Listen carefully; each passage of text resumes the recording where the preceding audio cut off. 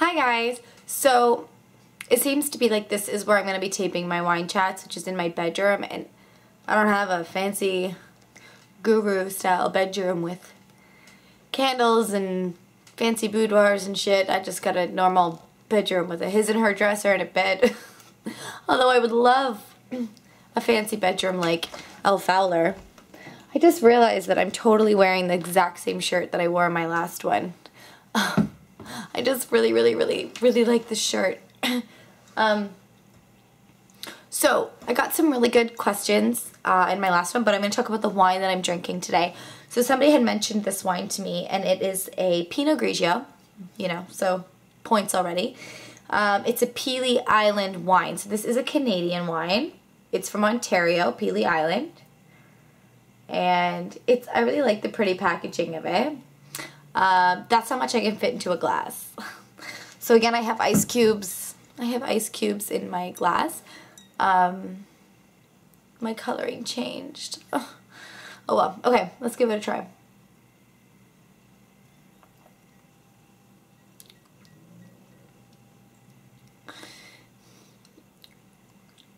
It might have been because I had been eating gum, but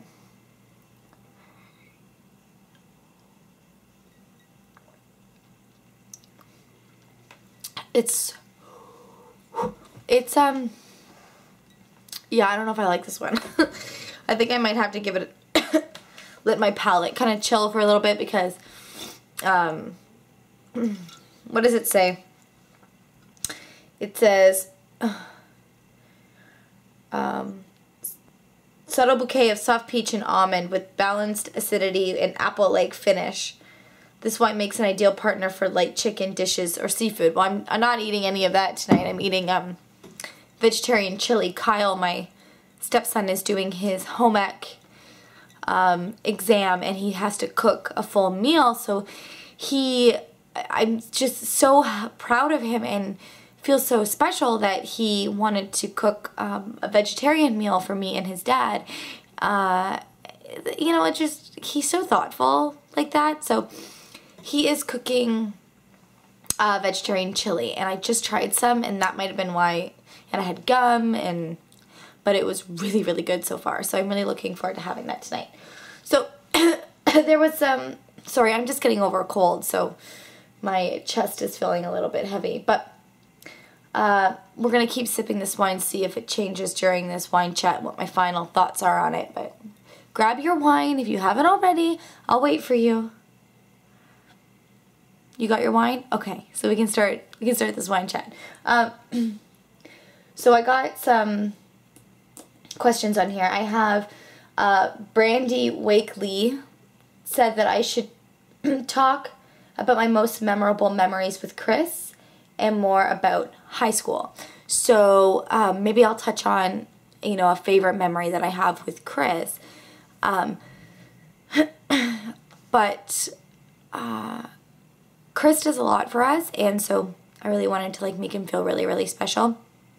So last year, I planned him a surprise weekend away to Niagara Falls, and he didn't know about it. And I had packed the bags. I had found someone to watch Denver, and I had rented a car, and I got the car before work, and then I parked the car at the end of the street, and I had rented a bed and breakfast in Niagara Falls, but I hadn't planned anything to do there because I wanted him to be a part of that. So in the morning, I woke him up, and I already had the bags packed, and I said, get up, we're going somewhere, I have a surprise for you. And he was like, what? Like, what are you talking about? So I said, oh, we're just gonna go somewhere downtown for the day, but we're staying overnight, and so we have to bring Denver and bring the bags. So I had him thinking that we were staying in the city and that we were going downtown. So he's really confused. I had everything packed. I had my bag. We start walking down the street to the bus stop because told them we were going to take transit.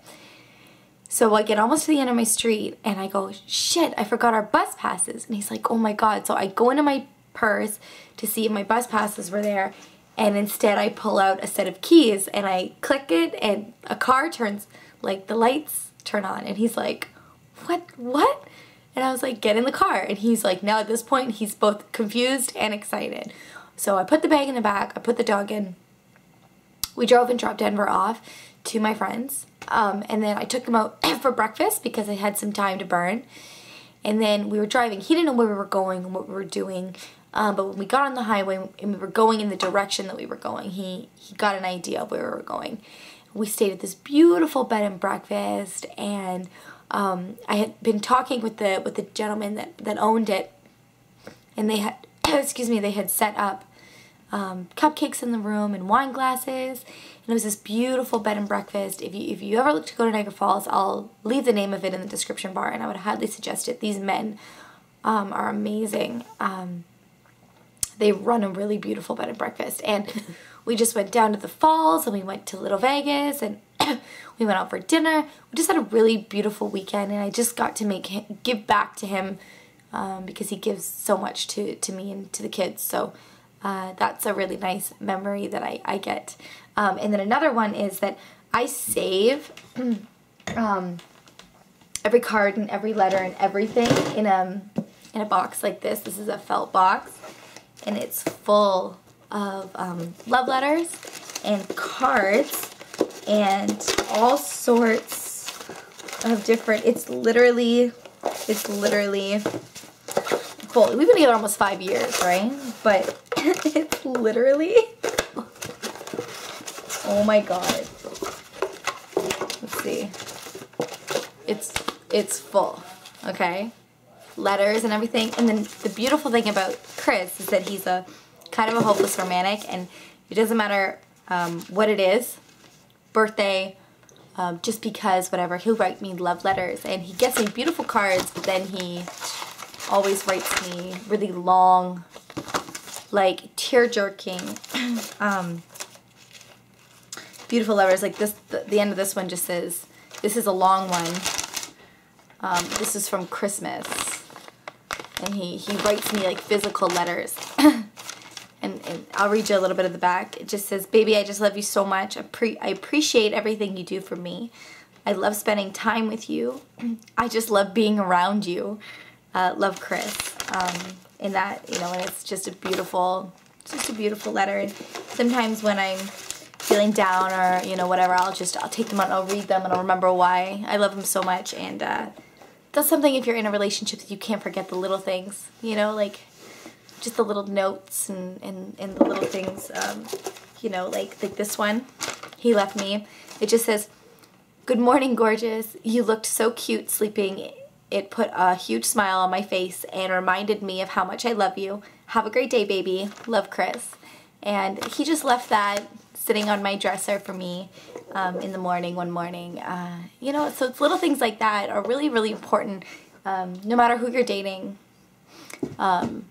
to remember about a relationship. So those are special things with Chris. I'm not really going to talk too much about high school. I can make that a separate video if you want. And then I have Lauren. She comments on a lot of my stuff. Lauren, I can't pronounce, I think it's Shore. She comments a lot on my beauty videos and in my vlogs, so I definitely recognize your name. It says, how long have you been vegetarian? And then she says that she's been a vegetarian for 5 years, and she wants to know about some of my favorite meals. So I've been a vegetarian for about 5 months, I'm going to say, maybe a little less than 5 months. And I've been just experimenting with all sorts of things, especially on Pinterest. If you follow me on Pinterest, I have a recipe board, and for the most part, especially recently, everything is vegetarian. And I really actually perfected a recipe for shepherd's pie. Chris and I really enjoy stir fries. Those are great in a quick fix. We love tacos. We enjoy quinoa. We enjoy chili, all sorts of things. But anything with beans in it, chickpeas, really like lentils. And I always have lots of canned stuff, canned beans and things like that. And quinoa is really expensive. It's like really, really expensive. So we don't use it very often. We use more couscous over quinoa just because it's more accessible. When we eat rice, we prefer basmati rice. I'm not really a big fan of whole wheat rice. I really like how light basmati is. So I eat a lot of that, and I'm big into avocado, sweet potatoes. I just made a really good black bean burger that I kind of I'm very creative in the kitchen, so a lot of times I'll get an idea for something and I'll just kind of whip it up myself, you know, that kind of thing. So we just, you know, do the regular kind of vegetarian stuff, but I always try to make sure there's a lot of high in protein and things like that. So but I'm very much enjoying being vegetarian. I do not miss meat very much unless I've been drinking, and then I kind of miss, you know, like burgers and McDonald's, you know, more of the processed foods I miss. I wasn't a big into fast food, but when I did eat fast food, I really, really craved it. You know, like I'd be like, oh my God, what I would kill for some like chicken nuggets right now. So I've had a few, moments of weakness where I felt I really wanted it, but I've maintained restraint and stuck with it, and I feel really, really good about that. So really enjoying being vegetarian, and I did it for ethical reasons mostly. I do not agree with the way that animals are treated in the food industry. I do not think it's wrong. I don't do it for health reasons, because I agree with ethical treatment. I mean, if you go out in the woods and you hunt your own food, I don't really think there's anything wrong with that, as opposed to these animals that are force-fed and kept in these tiny cages, and it's disgusting, and nothing should have to suffer their whole life like that. And I can't eat something knowing how it died to get on my plate. So that's just my belief in why I became a vegetarian. And I will never go vegan, because I don't really think it's that healthy to give up all of that. But I do try to limit my dairy down to just cheese, and I do try to limit my egg intake, but definitely no meat. So yeah. And then a question that I got that I did want to touch base on, that some people ask me about, and I've never really answered it, but I thought maybe it would be good, and I saved it for last, so that if you made it to this part of the video, then you're probably really interested in knowing a lot about me. But it was, she asked, I would love to know how you adapted to living with a man who had children from a previous marriage, and how you transitioned from girlfriend to Chris to basically stepmom. So I'm going to try to keep this as non-lengthy as possible, but you know, I do, you know, it's something that is important, and if you're in a relationship with someone with children, then it's definitely something that, you know, you might be looking to somebody that you can relate to about it. But I met Chris, and I was young. I was 21, and there was this man who was just separated from his marriage. He was 31, and he had 3 children, and one of them was just 2, and she was still in diapers, and Emily was 4, and Kyle was 11, and it was very overwhelming. I didn't really know what. So I started out just as Chris's girlfriend, and the kids knew me as that. You know, when we first started dating, before the divorce and the custody agreement was settled, it was week on, week off. So I stayed in Chris's house for the week, and then he stayed with me for the week that his ex-wife would stay there. So the kids didn't have to go back and forth until there was a custody agreement. And during that week, I basically cleaned, I cooked, I took care of the kids, changed diapers, did that, but it was very almost babysitter-ish and buddy. It wasn't, I did not implement any rules, I did not implement any structure. Everything was, if you wanted anything or you needed anything, they went to Chris, they went to Dad. I was just kind of there helping out. And then once Chris and I got more serious and we moved in together, and the custody agreement was they came to our house, and we moved into an apartment with enough space for them. And it's funny because Emily took to me right away. She took to me right away. She's just a beautiful, beautiful young child who just was really talkative and really open and really beautiful. So she took to me right away. Kyle took to me right away too, but I honestly, because Kyle and I are only 10 years apart, I kind of would take whatever I could get with him. I didn't want to force being anything with him. If anything, I just wanted to be somebody that he could talk to and somebody that he could be friends with. I never thought in my wildest dreams that he would look at me as a parent. And then Claire actually didn't really talk to me for a good 6 months. She was new to talking, you know, she was only about 2. She didn't really have much to do with me. She was a very big daddy's girl. She let me feed her and change her diaper and get her, you know, bathed and all those things, but she didn't really connect with me. And I'm not one to force that on any child. I just let it happen organically. I didn't force anything. I didn't force the stepmom thing. That was something that happened very organically. And it actually, we never called me stepmom to them. That was something they adopted. And I remember it like it was yesterday. It's going to make me so emotional, but I was with Kyle. Kyle was 12 now. And we were at the bank. We were walking, and we went into the bank, and he needed to use the washroom or something, and they said, oh, you need a parent, like, to be able to come back here because you're so young. And he said, he looks at the guy and he says, well, I'm here with my stepmom. Guys, my face, I'm like, oh my God, like, somebody said it, like, wow, it's real, it's official. Like, it's a very surreal experience for somebody who, you know, who looks at children as a blessing. So when that happened, it was very, oh my God, this is it, we're a family, like, I'm a stepmom, like, this is so exciting. I had a really bad experience with a step-parent growing up, and when I chose to be involved with Chris and his kids, I wanted to make sure that they would not experience the same thing that I did, and that they would just know love.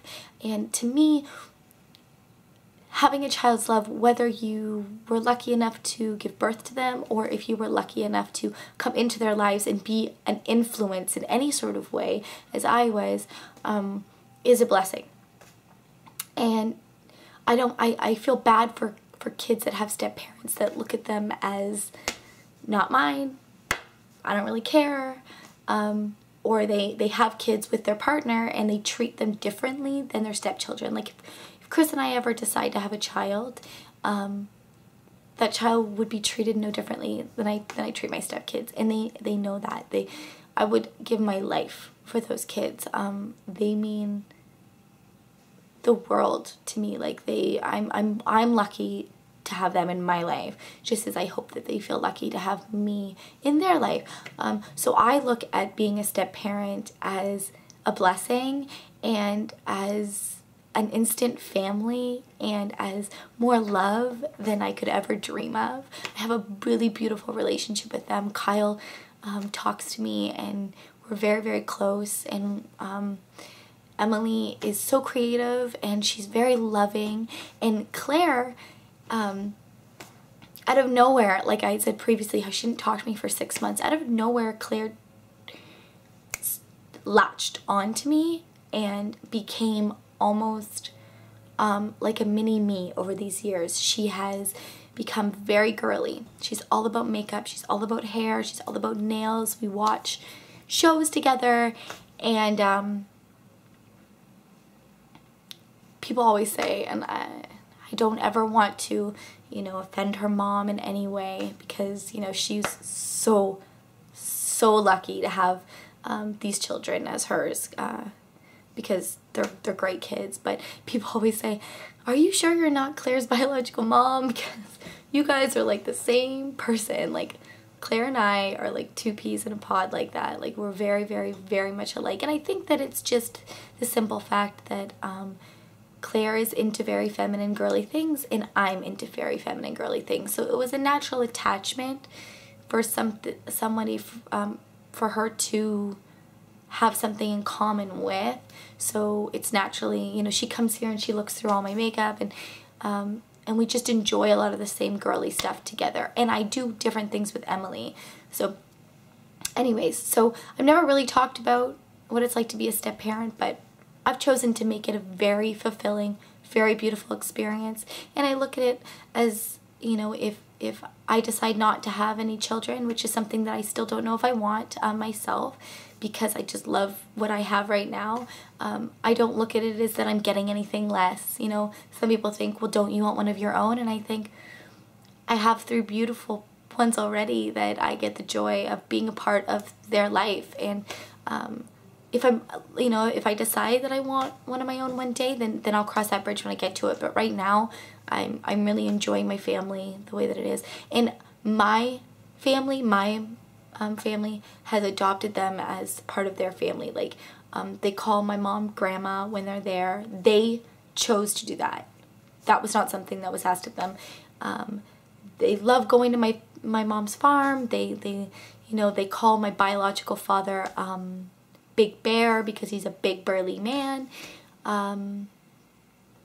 You know, everyone, you know, my grandparents treat them like great grandkids. So they're surrounded by love. So anyways, I know that was a really long spiel, but I figured I would just, you know, save it for last. That way, if you didn't want to watch it, you could opt to skip out. But if you made it to the end and heard all about my family, then congratulations. Yeah.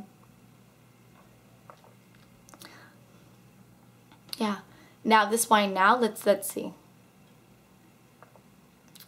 Yeah, that's good. I had some strange flavors in my mouth, like from spearmint gum, and it really wasn't great. So now it's, yeah, it's really, really, really good. Yeah, they were right. So I don't know who suggested it. I think it was on my first wine chat, but very, very delicious. So leave me questions and make sure to upvote them, because that's why I answered those 2, because they were the highest voted ones at the very top of the page, and I wanted to make sure to get them answered. So make sure that if you ask a question or that you see one that you want answered, vote it up so I see it. And also leave me wine suggestions, because I count on you guys to tell me what ones to try and to also let you guys know. So yeah, I would highly suggest this wine, but not when you have mixed, not after gum. Don't do it after gum. Yeah, it's good. Okay, so that's everything.